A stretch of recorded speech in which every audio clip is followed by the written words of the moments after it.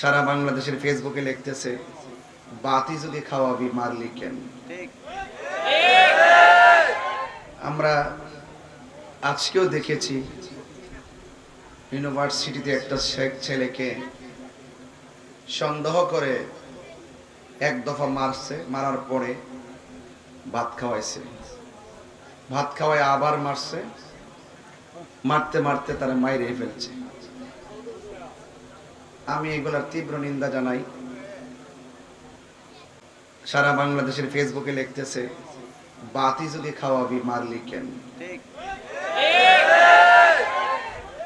আমি দেখেছি ৬ জন আসামি ধরা পড়েছে, তারা ৬ জনই ছাত্র।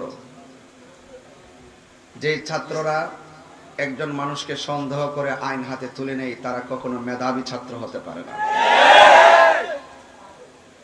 এই দেশে আইন নিজের হাতে তুলে নিয়ে